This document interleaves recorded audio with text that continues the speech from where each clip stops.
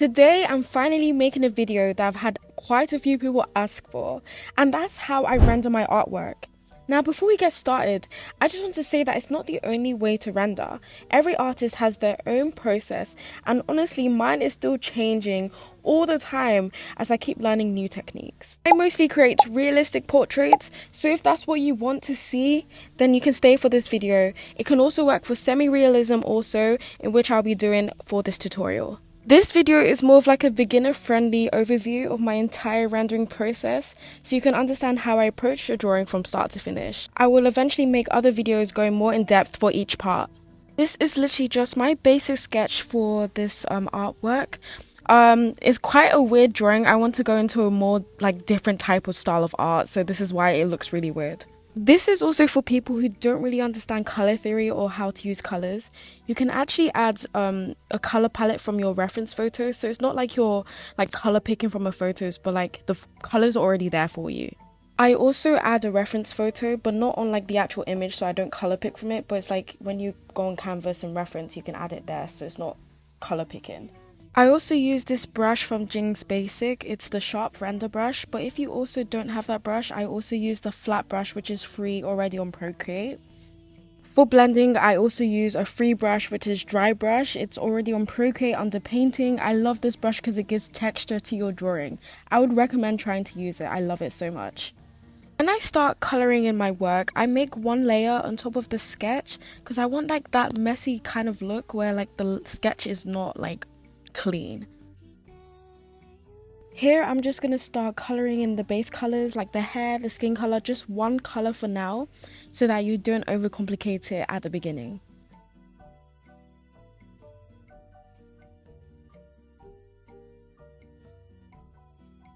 I also like adding the background pretty early on because it kind of gives the artwork kind of life already before you've even started adding rendering. This part is also sped up because you know what you're meant to do, just color in the base colors so that you can quickly start your drawing. Okay, I'm going to start with the hair. I normally choose a darker color for the hair and just kind of add like little hair strokes around. It doesn't have to be like accurate, but when I render, I kind of just do whatever. I think that's what makes it so unique. I was looking at another reference photo, but there was like this darker part where her roots were coming from, so I also added that.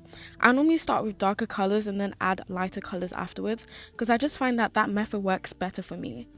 I start to then add the highlights because I feel like the highlights is what brings like the hair all together. Obviously right now I'm not done, I will come back to the hair, but it's just like to get an idea of where everything will go. Here I've jumped to rendering the legs. I choose a darker tone from the skin tone I've already chosen and put down, and then I'll slowly move to a lighter tone of that skin tone. I would then use my dry brush blending tool to blend the colours together so that it doesn't look too streaky. I like using the dry brush, as I said before, because it gives it like this texture. I then choose a darker colour for my line art basically. I want the line art to not be too clean. I like it quite messy, so I'm just going around and shaping it up. I then repeat this process for the socks. I'll add like a bit of colour, blend it out. I don't follow colour theory, so I just add the colour, then add like a few darker bits, a few lighter bits, and then blend it all together. And somehow it actually ends up looking good. But don't follow this tutorial if you really want to learn about colour theory, because I don't even know it myself. Okay, I'm finally gonna start the face. I normally get a warmer tone, a bit darker than the skin tone I've already chosen, and add it around the perimeter of the face so it gives it shadows and depth. I really did not like how it was looking at this point in time, so I kept switching back to doing something else because I kept like procrastinating doing the face. I would then use a cooler shade for the highlights. I normally add this like below the eyes, around like the mouth area, and just around the eyes in general. Like I said, I like the messy line art look, so I'd get a darker colour of the hair and add it around the perimeter. I also added a reference from a previous artwork I've done because sometimes I forget how I rendered stuff previously, so I need to use my own artwork as a reference. To add extra detail to the drawing, I would get different shades of the same colour and then just add it around the hair in random places. I also made sure to highlight where there were brighter areas. Then use my dry brush blending tool and just do little strokes across the hair so it kind of looks more blended, I guess.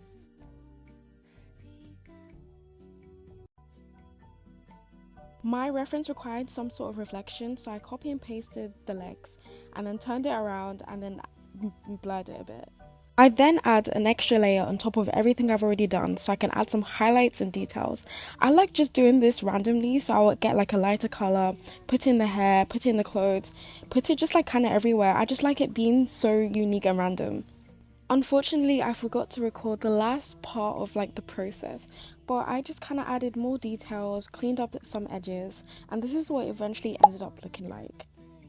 If this tutorial helped you, or you'd like to see more videos where I break down my processes, let me know in the comments. I'd also love to know what tutorials you'd like to see next because I'm planning to make a lot more art content alongside my story times and animations. If you enjoyed the video, don't forget to like and subscribe, and I'll see you in the next one.